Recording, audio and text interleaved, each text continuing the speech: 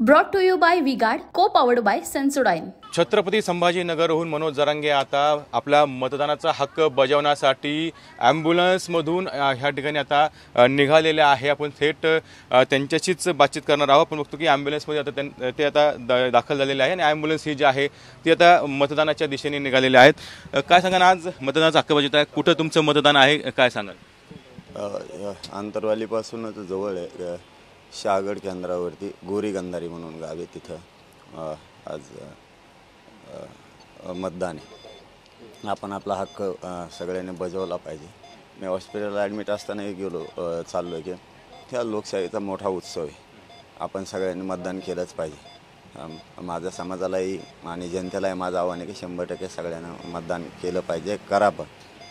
हा लोकशाहीचा मोठा आपला उत्सव आहे आणि आपलं ठरलेलंच आहे की मी स्पष्टपणानं समाजाला सांगितलेलं आहे की जो आपल्या सगळ्या स्वराज्याच्या बाजूनं अंमलबजावणीच्या बाजूनं असेल त्याला सगळ्यांनी साथ द्यायची। आपल्या एकीची भीती आहे सगळ्यांना, पण आपल्या मराठ्यांच्या मताची भीती नाही।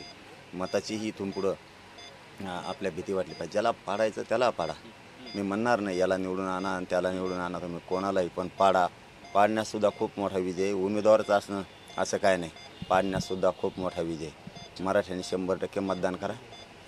मी हॉस्पिटलला ॲडमिट आहे संभाजीनगरच्या, माझं शरीर नाही साथ देत मला या खूप उपोषणं झाल्यामुळं, तरी मी हटत नाही आहे। समाजाचे लेकरं मराठ्यांचे मोठे झाल्याशिवाय मी नाही हटणार। पण सुरुवातीला तुम्ही मतदानात निवडणूक लढवण्याचा निर्णय घेतला होता, मात्र तो माघार घेतला। आता लोकांना काय आव्हान करा, कारण तुम्ही एक रोष व्यक्त केला, समाजाला आरक्षण मिळत नाही, यासाठी मोठा लढा जो तुम्ही उभा केला होता। नाही, ते आम्हाला वेळ कमी होता आणि खूप मोठी लढाई होती, खूप मोठी लढाई ही।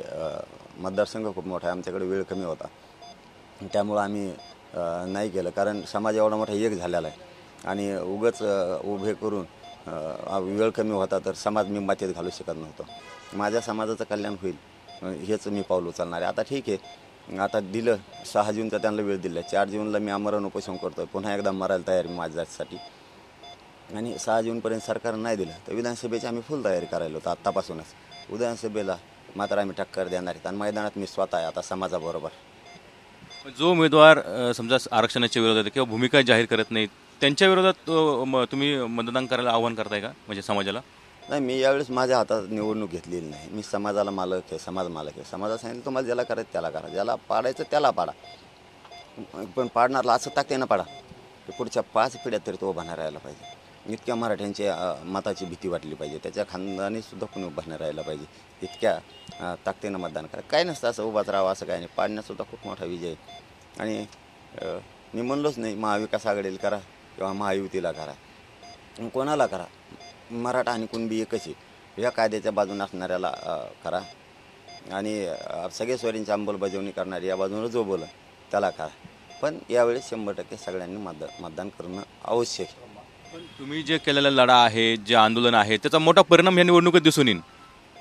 100% मराठा समाज दाखवणार हे ताकद त्यांची। हे खरं आहे की लेकरं डोळ्यासमोर ठेवणं खूप गरजेचं आहे। आता हे म्हणतील काही आमदार मंत्री म्हणणारच आहेत आम्ही तुमचा विकास करू, आमकं करू। तुम्ही काय उपकार नाही केला, हा विकास केला, मतं घेतले आणि तो मोठाच झाला, सगळे रोड गावात टाकले, विकास केला, आमकं केलं, तो आता खाल्लेसुद्धा आड झाले, त्यामुळे तुम्ही काय उपकार केला नाही।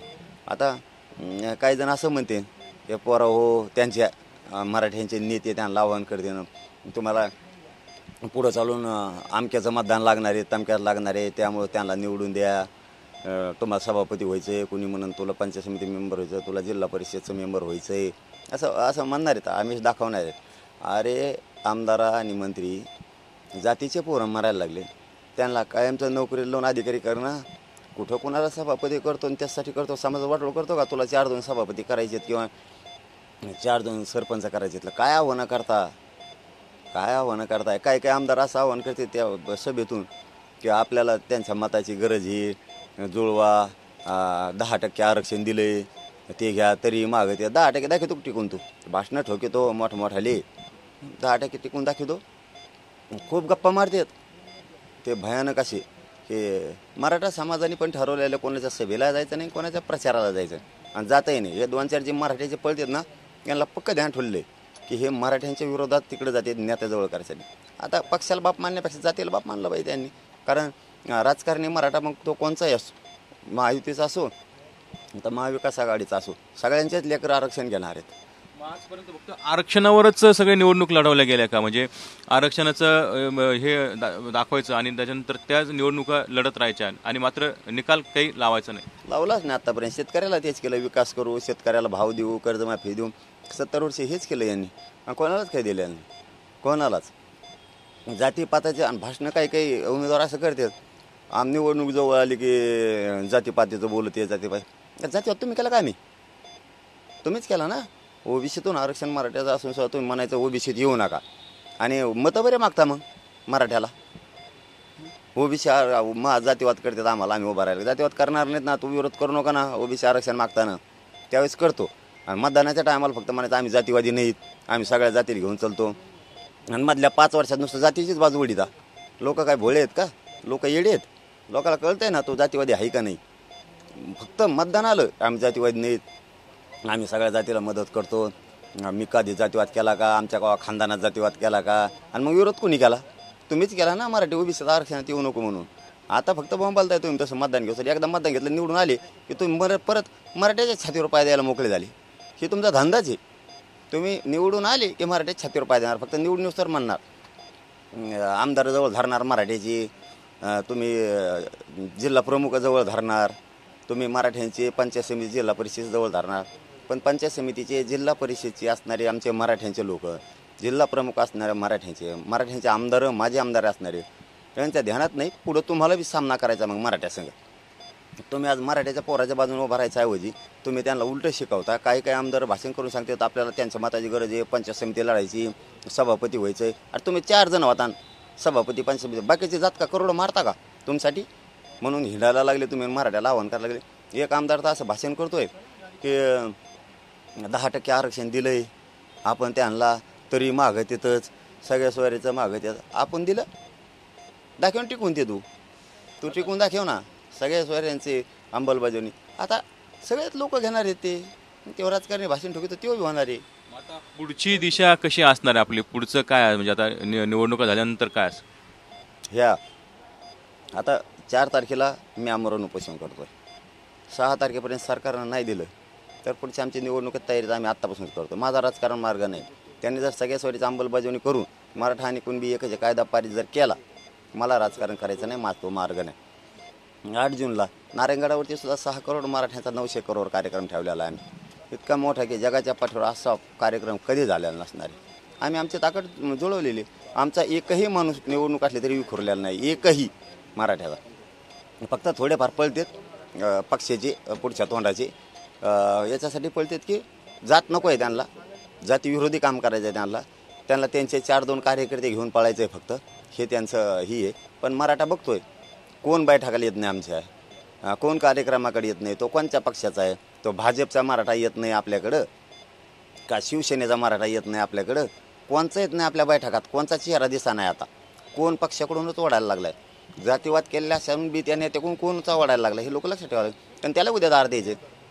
आता भाषणातून म्हणतात आपल्याला त्यांचं मतदान घ्यायचं आहे, पण पुढं मग कळलं ना मराठ्याचं बी घ्यायचं आहे ना, तुम्हाला मराठ्याचं पण घ्यायचं आहे मतदान, ध्यानात राहू दे सुद्धा. तुम्ही तब्येत ठीक नसतानाही तुम्ही ॲम्ब्युलन्समधून आता मतदान करतायत. अनेक जण मतदानाच्या दिवशी सुट्टीवर जातात किंवा फिरायला जातात, काय नाही, हे लोकशाहीचा उत्सव आहे. कायद्याने, घटनेने, संविधानाने दिलेला अधिकारी आपण तो केलाच पाहिजे, आपण गेलं पाहिजे.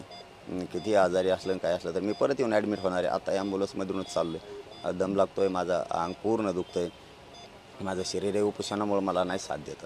माझे हाल खरंच मला माहिती आहे, पण माझ्या समाजासाठी मी मरायला पण तयार आहे. माझे लेकरं मोठे केल्याशिवाय मराठ्यांचे मी गप नाही बसणार आहे.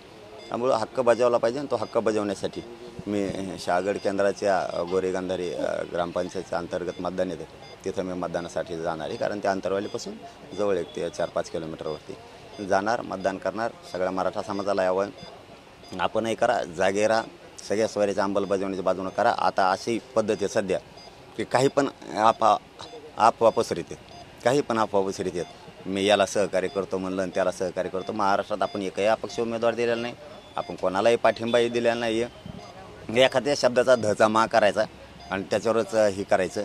मी कुठंही कोणत्याही याला म्हणलेलं नाही, ना महाविकास आघाडीला करा ना महायुतीला करा, असं काहीच म्हणलेलं नाही.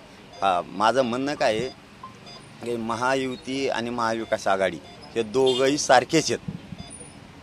हे दोघंही सारखेच आहेत आमच्यासाठी सारखेच आहेत. याचा अर्थ असा नाही की चांगले आहेत. मला म्हणायचा अर्थ होता असा की महायुती आणि महाविकास आघाडी हे दोघंही सारखेच आहेत. म्हणजे या दोघांनी आमचं वाटोळं केलेलं आहे. मला असं म्हणायचं होतं ते धचा मा केला काल. बीडमध्ये देखील आपण बघतो की आरक्षणाचा मुद्दा चांगला गाजतो आहे. तुम्ही देखील त्यावरती भाष्य केलं होतं. हे बघा, म्हणण्याचा माझा उद्देश असा होता की तुम्ही आम्हाला ओबीसी आरक्षणात याला विरोध करू नका ना. तुम्ही काय म्हणता आम्ही जातीवाद नाही करीत, पण आम्ही उभा राहिलो की जातीपातीचं राजकारण होतं निवडणुकीवर. तुम्ही विरोध करू नका ना. तुम्ही विरोध करू नका ना आम्हाला. मग आमचं म्हणणं आहे ओपनच्या मतदारसंघात ओबीसी काय उभा राहतो. तुम्ही आम्हाला ओबीसी येऊ नका म्हणता, परत म्हणता जातीवाद करता. तुम्हीच येऊ नका म्हणता, तुम्हीच जातीवाद करता. मग ते लोक तुम्ही 5 वर्ष केलेला जातीवाद ध्यान ठेवते. ते मतदानाच्या दिवशी काढतात. ते तुम्हाला एक वाटतं जातीवाद, पण ते 5 वर्षात तुम्ही केलेले विरोध लोक आत्ता सांगतात की तुम्ही मग जोडता त्या टायमाला आम्ही काव जातीवाद केला काय केला. तर मग ते विरोध केला ना तुम्ही ओबीसी आरक्षणात येऊ नका. नुसतं बीडच नाही, सगळ्या महाराष्ट्राबद्दल बोलतोय मी. एकच काय नवसाचे नाही आहेत, हे सगळेच आतून एक आहेत. यांना फक्त मराठ्या जोरावर मोठं व्हायचं, आमदार व्हायचं, मंत्री व्हायचं, खासदार व्हायचं आणि मराठ्यालाच विरोध करायचा. हे 2-4 पक्षात जातात. चौकड राहतात, सत्ता असून तिकडून राहतात इकडून राहतात आणि मराठ्याला विरोध करतात. हे यांचा व्यवसाय आहे. हे त्यांना सांगून जातात परत त्यांच्या समाजाला की मी कुंकड का जाईना, आपण जातीचंच काम करीन ना, असं सांगून जातात. म्हणजे परत आमच्या हातावर पाय द्यायला मोकळे, निवडून आमच्याकडूनच यायचं. पुन्हा म्हणायचं जातीवाद आम्ही कुठं करतो. आणि 5 वर्ष केल्याला मग तुम्ही जर आम्हाला ओबीसीत येऊ नका म्हणता, याला जातीवादच म्हणतात. ओबीसीत येऊ नका म्हणणं म्हणजे जातीवादच आहे. मग येऊ नका ओबीसी तर तुम्ही ओपनच्या मतदारसंघात उभा कसं करत आहे, ही माझा प्रश्न आहे. मी काय म्हणलो नाही याला पाडा आणि त्याला पाडा. मराठ्यांनी विचारपूर्वक कोणालाही करा. सगळ्या स्वरीची अंमलबजावणी असो, मग ते कोणचाही असो, कोणत्या पक्षाचा असो, काही भेद नाही करायचा. आणि मराठा आणि कुणबी एक याच्याच बाजून पाडण्यात लय मोठा विजय मायबाप मराठ्यांनी, लय मोठा विजय. ताकदीनं पाडा, कोणाला पाडा. एवढेच नाही मी मैदानात, त्यामुळे पाठीमध्ये नाही देऊ शकत. तुम्हाला याला कराही म्हणू शकत नाही. विधानसभेला आपला प्रश्न विधानसभेत आहे, लोकसभेत नाही. म्हणून यावेळेस आपण माघार घेतले. विधानसभेत यांना कचका दाखवा आपला काय असतो ते. कारण मुस्लिम समाजाचा प्रश्न कसा मार्गी लागत नाही ते बघू, धनगर बांधवाचा कसा लागत नाही ते बघू, 12 बलुतेदारांचा कसा लागत नाही, दलितांचा आणि मराठ्यांचा ते बघून, शेतकऱ्याचा प्रश्न कसा मार्गी लागत नाही बघू. मी स्वतः आहे त्या टायमाला मैदानात, निवडणुकीत नाही, पण देणारे मी या समाजाला गोरगरिबाला देणारे बनवायचं, सत्तेत घालायचं.